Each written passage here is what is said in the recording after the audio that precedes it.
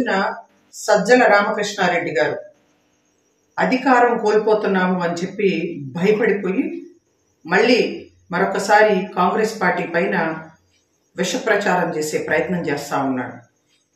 నోటికొచ్చినట్టు మాట్లాడితే ఊరుకుంటామని అనుకుంటా ఉన్నామేమో.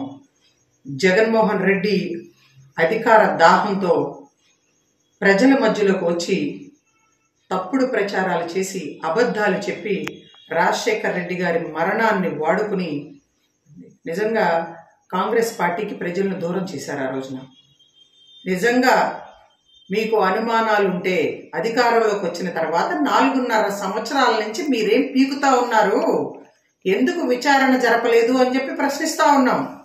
మళ్ళీ ఈ రోజున రాజశేఖర్ రెడ్డి బిడ్డ షర్మిల గారు కాంగ్రెస్ పార్టీ ఐడియాలజీని గౌరవించి రాహుల్ గాంధీ గారిని ప్రధానమంత్రి చేయటమే రాజశేఖర్ రెడ్డి గారి ఆఖరి కోరిక అని చెప్పి కలిసి పనిచేయటానికి మళ్ళీ ప్రజల మధ్యకు వస్తూ ఉంటే భయపడిపోయి నీ పార్టీలో ఉన్నటువంటి నేతలే మిమ్మల్ని చేత్కరించుకొని ప్రజా ఆగ్రహాన్ని భరించలేక మళ్ళీ మీరు అధికారంలోకి రావటం కష్టం అని చెప్పి అర్థమైపోయి ఒక్క అవకాశం ప్రజల్ని అడిగావయ్యా నువ్వు జగన్మోహన్ రెడ్డి, ఒక్క అవకాశం ఇచ్చారు. ఆ ఒక్క అవకాశం ఇచ్చినందుకే ప్రతి ఒక్కళ్ళు కూడా చెప్పుతో కొట్టుకుంటా ఉన్నారు, ఇతనికి ఎందుకు అధికారం ఇచ్చామా అని చెప్పి. మరి అటువంటి పరిస్థితుల్లో ప్రజలు వ్యతిరేకిస్తా ఉన్నారు మీ పరిపాలనని. మీ పార్టీ నాయకులందరూ కూడా నమ్మకం పోయింది మీ మీద అని బయటకు వచ్చేస్తా ఉంటే మళ్ళీ ఇంకొకసారి కాంగ్రెస్ పార్టీని వాడుకునే ప్రయత్నం చేస్తా ఉన్నారు మీరు.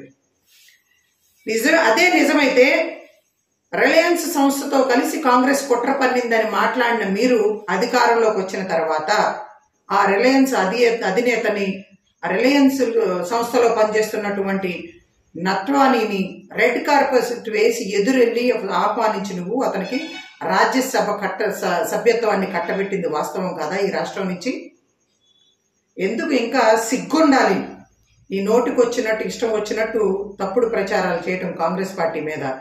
రాహుల్ గాంధీ గారికి దేశవ్యాప్తంగా పెరుగుతున్నటువంటి ఆదరణ చూసి మీ ప్రజా వ్యతిరేక విధానాలకు వ్యతిరేకంగా ప్రజలు మళ్ళీ మార్పు కావాలి, కాంగ్రెసే రావాలి అని కోరుకుంటా ఉన్నారు. మీరు అధికారంలోకి రాకముందు పాదయాత్రలో కేంద్రం మెడలు వంచైనా ఆంధ్రప్రదేశ్కి ప్రత్యేక హోదా విభజన హామీలన్నీ కూడా అమలు చేస్తాము, కృషి చేస్తాము అని చెప్పి మాట ఇచ్చారు. ఏమైపోయింది? ఇప్పటి వరకు ఒక్క రోజన్నా కేంద్ర ప్రభుత్వాన్ని ప్రశ్నించారా? వెళ్ళి వాళ్ళ కాళ్ళ దగ్గర మోకరెళ్ళి కేసులకు భయపడి లోపాయకారి ఒప్పందాలు పెట్టుకుని బీజేపీతో కలిసి ఈ రాష్ట్రాన్ని సర్వనాశనం చేస్తున్నారు.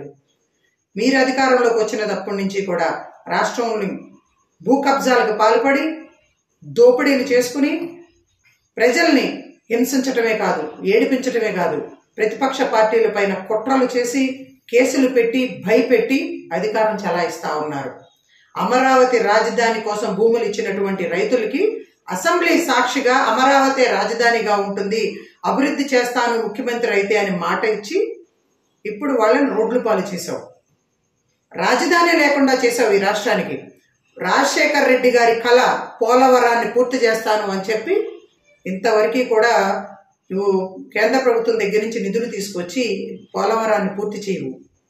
ఒక పక్కన వైజాగ్ స్టీల్ ప్లాంట్ని అమ్మేస్తా ఉంటే, ప్రైవేటు పరం చేస్తూ ఉంటే భారతీయ జనతా పార్టీ చూస్తూ ఊరుకుంటా ఉన్నాం.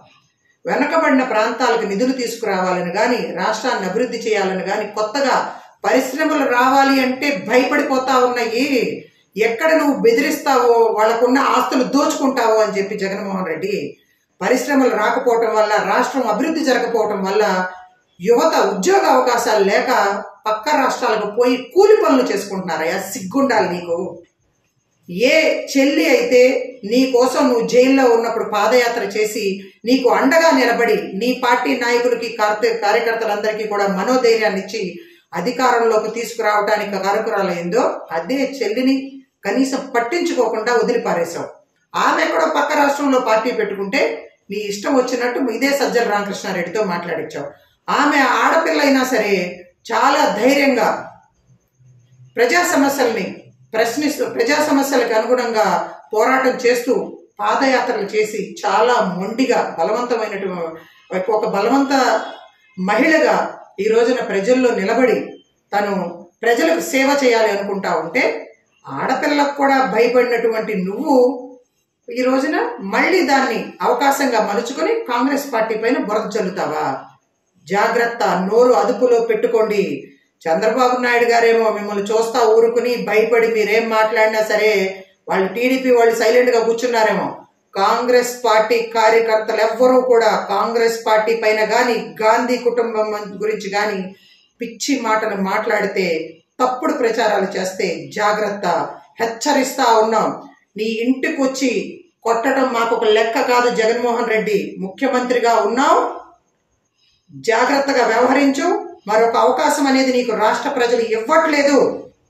ఇప్పుడు మిగిలిన రోజులైనా మర్యాదగా ప్రజలకు అనుకూలంగా ప్రభుత్వాన్ని నడిపి కొంచెం మంచి పేరన్నా తెచ్చుకో. రాజశేఖర రెడ్డి గారి పేరుని సర్వనాశనం చేసి ఆనాడేమో రాజశేఖర రెడ్డి గారి చావుని ఆయన ఫోటోని పెట్టుకుని ప్రజల్లోకి వస్తావా?